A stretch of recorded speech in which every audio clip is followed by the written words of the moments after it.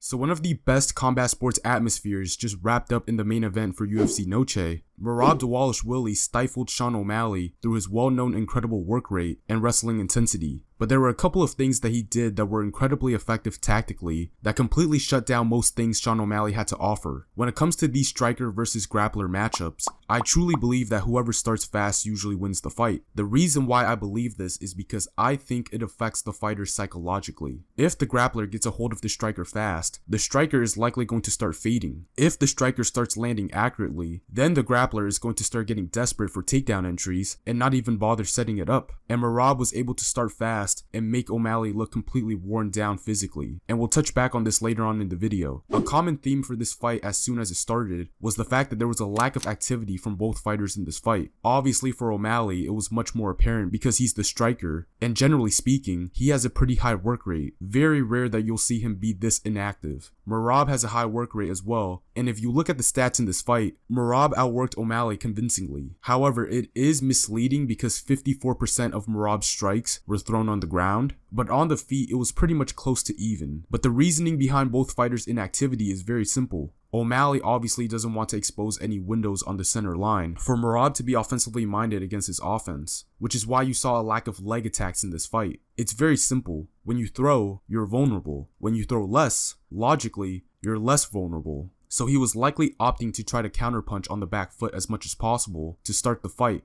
For Merab, it's the fact that he respects O'Malley's striking. He had front row seats of when his boy Aljo got slept against O'Malley. He knew that he needed to be cautious of entries and setups because the possibility of him walking into a strike that would be the last mistake of the fight was high. So because of both fighters' inactivity, O'Malley was forced to abandon his initial game plan, and instead he decided to initiate. One of the things that O'Malley did is what I call misdirection strikes. Now what does that mean? Well, in my opinion, O'Malley has arguably the best footwork in MMA in all situations. Laterally, he does a very good job of making his opponent believe that he's going to move in one direction, and as soon as his opponent tries to cut him off in that direction, he'll shift to the other side and exit out. It's something that completely threw Aljo off in their fight, where Aljo loves to close distance with his kicks, but because of O'Malley's lateral footwork, Aljo had issues controlling the cage. And as you can see in these clips, where O'Malley looks like he's going to plant and move the other way, but instead he decides to attack down the pipe. He'll use the momentum of him moving laterally to explode with a strike down the pipe. Very few MMA fighters do this. Nobody really looks to attack when they move laterally because your stance is squared. You can't punch or kick with the correct technique in a squared stance as opposed to a normal stance.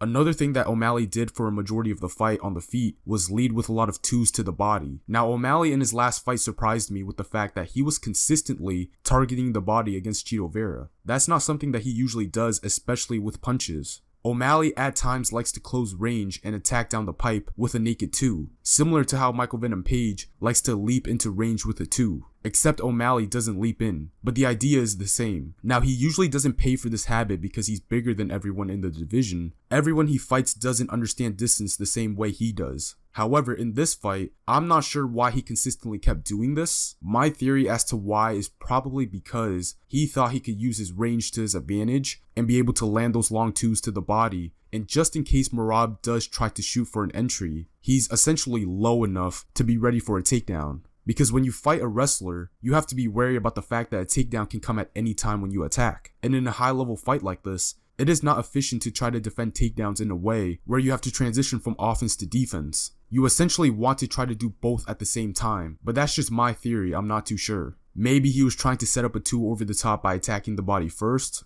Who knows? All I know is that there were better ways to go about it, and we'll touch on it later on in the video. Now here's where O'Malley started to have issues on the feet against Merab. Merab presented 3 different defensive looks against O'Malley the entire fight. The first one is the long guard. This was used about 95% of the time, and its purpose was to defend against O'Malley's best strike, which is his right cross. Every time O'Malley tried to attack with the 2 to the head or the body, Merab would just pull out with the long guard, and his lead hand would just clear the 2 out of the way. The second defensive look is actually a backup to the first one, and it's the cross block. If the 2 was to get past the lead hand frame from the long guard, then the second layer would be the cross block or parry. The third defensive look is a high guard where he'll shield and take everything on the guard and continue to pressure. Or he would sometimes use this as an entry to close distance. But a pattern within all of these defensive looks is that it was designed to take away O'Malley's right cross. Like if you go back and rewatch the fight, you won't find too many exchanges where O'Malley was able to land with the two, and there was certainly a reason for it. However, there were things that O'Malley could have done to counter these defensive looks. The first one is jabs or jab feints. I thought the lack of jabbing techniques really hurt O'Malley in this fight. Every time O'Malley led with his jab, he found success by landing, or at least being able to keep Merab honest. And because of that, the twos to the body will land more effectively. Like here's a clip where O'Malley was able to jab feint, and then land a hard 8 to the body. The jabs kept Merab occupied, and the strikes behind it were able to land with more conviction. On top of that, it would have allowed him to find the distance better to land his naked twos. And I believe if he led with his jab more from the orthodox stance, it would have allowed him to shift into range easier. Something that O'Malley does very well whenever he leads with the two is be able to break his stance and shift forward to close distance and land another punch behind it. He did this against Chito Vera so many times, and it's such an effective way for him as a big fighter to close distance safely and land accurately. This is what I believe the O'Malley camp calls the Pacquiao step.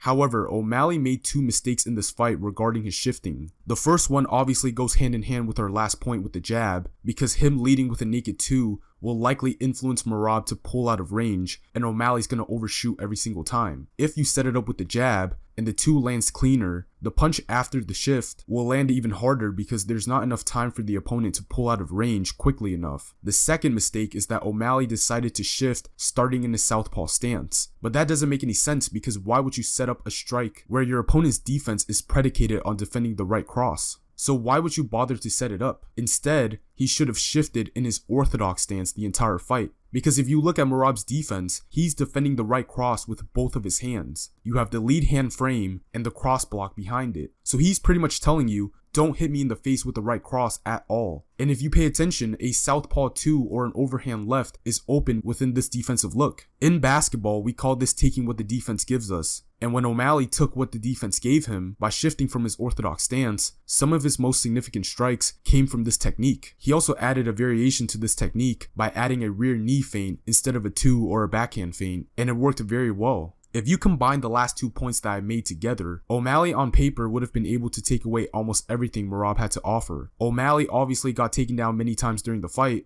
but if you notice, O'Malley had more success defending the single leg entries instead of the double leg entries. And Merab was looking to attack with a single when O'Malley jabbed, but O'Malley was able to defend it many times. If Merab long guards or cross blocks the jab, the 2 to the body behind it is there. If Merab tries to shoot as O'Malley throws the 2, O'Malley is in a position to defend. If Merab pulls out of range from the 2 to the body, the southpaw 2 after the shift is there. So I thought this was an area where O'Malley needed to spend more time in, because I don't think Merab would have had enough ideas to defend. Another thing that I wish O'Malley would have done out of the southpaw stance was to take a page out of Israel Adesanya's book with the lead hand control to counter Merab's long guard. The lead hand control would have allowed O'Malley to land better by taking away the lead hand frame, taking his head off the center line, and being able to close distance through outside foot positioning. This in turn will make the southpaw 2s to the body land more effectively, and you can set up the southpaw 2 better because now you're putting more pressure behind the second layer defense, which is the cross block. Now he has to make a decision with that cross block. Do I block the body shot or the punch down the pipe? This would make his feinting much more effective too if he decides to feint low and come over the top. Luke Campbell versus Ryan Garcia style. Whenever O'Malley decided to throw the 2 in any scenario, another thing that I thought he could have done was bring the back foot with him. Tim Welch stated mid-fight that he thought O'Malley was overshooting because he couldn't find the distance. And partly so, he is right, but I felt like many of these exchanges, O'Malley was reaching due to not stepping in with his back foot when throwing the 2. We're taught to step in whenever we throw a jab. The same applies for a right cross. Now, many of you might say, oh, if he steps in and his opponent drops down, he can run into a takedown. And yes, that is certainly very possible. Matter of fact, that actually happened here when O'Malley tried to step in with his back foot throwing the 2 and he ran into a takedown. However, in a fight where very little success is being generated by O'Malley and there are little openings for you to attack, in a championship setting, you kind of have to take the high risk, high reward route. You can't take the safe way out against the best in the world. That's not how combat works. Lastly, I felt like O'Malley's low output approach was just not a championship level strategy. He put all of his life savings on his counterstriking ability and accuracy, and when Merab didn't initiate, he had trouble initiating. Leg attacks are a big part of O'Malley's offense, and he completely abandoned it during this fight. Now here's the thing, I totally understand. You have a wrestling heavy opponent who loves to be active, and your rhythm of the fight is going to get messed up if you keep ending up in situations where you have to defend takedowns, let alone trying to get back up to your feet. But there's a fine line here. To be as inactive as O'Malley was in this fight, you would have to be exceptionally superb when it comes to counterstriking. You have to be able to make high-level reads that's going to pay off through the course of the fight, or you have to possess extraordinary punching power that can end the fight at any time. O'Malley couldn't counterstrike because Merab didn't engage a lot. O'Malley missed some crucial reads throughout the entire fight, and he's not a devastating puncher. He's a sharpshooter who lands at the right time at the right moment that finishes the fight. That's different from packing punching power. O'Malley usually throws a ton of feints during his fights. It's one of his ways of constantly being active without having to throw strikes, and usually he throws a variety of feints. But in this fight, there was less of it. There were so many moments where I thought O'Malley should have taken his chances to throw more leg kicks, knees, and rear teeps. The knees were able to land a few times, but the rear teeps were devastating when he decided to throw them. The one where he landed in the 5th round that hurt Merab was a picture-perfect teep to the body. He dug the ball of his foot just right into the belly button area, and he had Merab screaming mid-round. But do y'all want to know what's so funny about that? It's the fact that earlier in the fight, Merab actually had a good way to defend the rear teep, and it's an uncommon tactic. He used the leg check to block the teep. MMA fighters usually don't do this. About 99% of MMA fighters scoop all teeps to the body. But for some reason in the 5th round, Merab turned into Kobe Covington and decided to elbow block instead. And we know how that turned out. But this goes back to what I said earlier about who starts faster between the striker and the grappler is the one that usually wins, because say that happened in the beginning of the fight would have looked different because now O'Malley has laid the foundation of the fight. He established a fight-ending type of threat on Merab. And what's that going to do? That's going to make the wrestler desperate because a smart wrestler would never just blindly shoot, especially when your opponent is a dangerous striker. But when O'Malley hurt Merab with the teep and then threw another one just 20 seconds later that landed, Merab felt the need to desperately shoot for a takedown with his zero setup. As a striker, that's what you would want out of the wrestler, because now they're so desperate to get the takedown, their offense becomes predictable. They're not thinking tactically, and as the striker, your job becomes easier to pick them apart. However, for the most part, Merab was able to set up his takedown entries very nicely. This is a misconception about Merab, and it's the fact that people think that he doesn't set up his entries, and all he does is shoot a million takedowns blindly, but that's just not true. He would lead with a jab, but the jab would just be a decoy for him to set up the single leg entry. The same thing would apply to the overhand as well. He would throw an overhand, but it's not supposed to land. The purpose is to grab a hold of a leg. Many times you would see Merab literally reach out with 2 hands to try to land the takedown. This is a common wrestling move in MMA. It explains the reason why Kamaru Usman is such an elite striker. Even though Merab was able to convert on many single leg entries, oftentimes O'Malley was able to defend and reset the fight back to the center. But when it came to the double leg or any other kind of takedown attempts from Merab, O'Malley essentially had zero answers for them. There was very little resistance in being able to stop the takedown, and every time Merab was able to get his hands locked, the takedown was pretty much locked in. You would also see Merab grab a leg and try to pursue a single, but then he would switch to a double leg, and again, it's wraps. But he also did some very nice work while being second and timing takedown entries by being offensively minded against O'Malley's offense. This is a clip that you've already seen, but you can see Merab didn't always have intentions of just defending O'Malley's offense like Chito Vera. Instead, he held his ground, dropped it down, and shot a double leg where O'Malley ran right into it. He did attempt many single legs when O'Malley would jab, but for the most part these were unsuccessful. But the idea was still very good, something to just keep O'Malley thinking. However, this entry here looked weird at first, but when you analyze it further you can see what's happening here.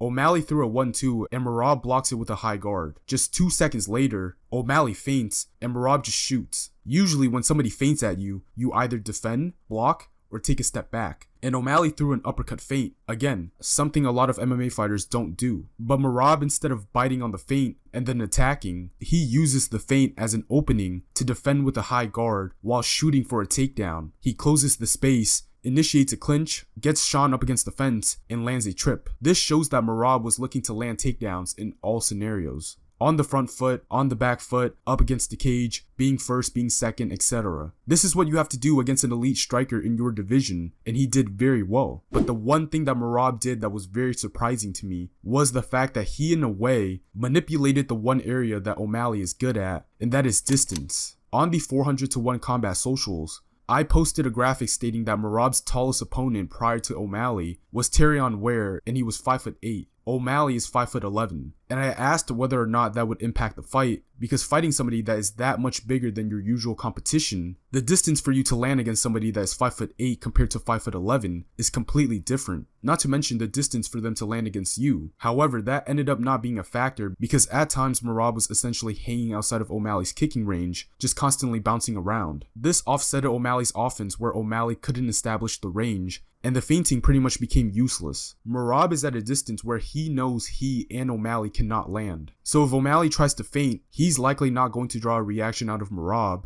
because O'Malley's not even in a position to land in the first place. And the bouncing footwork allows him to just continue to move and get on his bike. This surprised me because ideally, given Merab's fighting persona, you would think that he wouldn't want to give O'Malley any space to work with because that's what O'Malley wants. But he took a route that no one thought he would take. This would essentially frustrate O'Malley because he couldn't figure out his opponent's defensive tendencies. It's pretty much the analogy that Dean Thomas gave us mid-fight of the butterfly in a windstorm, because Merab is constantly on the move and O'Malley has to keep tracking him down even though he doesn't want to. Not to mention, O'Malley is not the greatest fighter on the front foot. He's not bad, but certainly not great. He's generally very good in the center and on the back foot. So all in all, Merab's work rate and wrestling pressure are going to receive much of the spotlight. However, it's his tactical preparation that really led him there. And because of that, his natural strength like his cardio was able to finish the job and secure the bantamweight title for him. He did a good job of taking away O'Malley's strengths, the right cross, the feinting, and the distance. He forced O'Malley to search for different answers during the fight,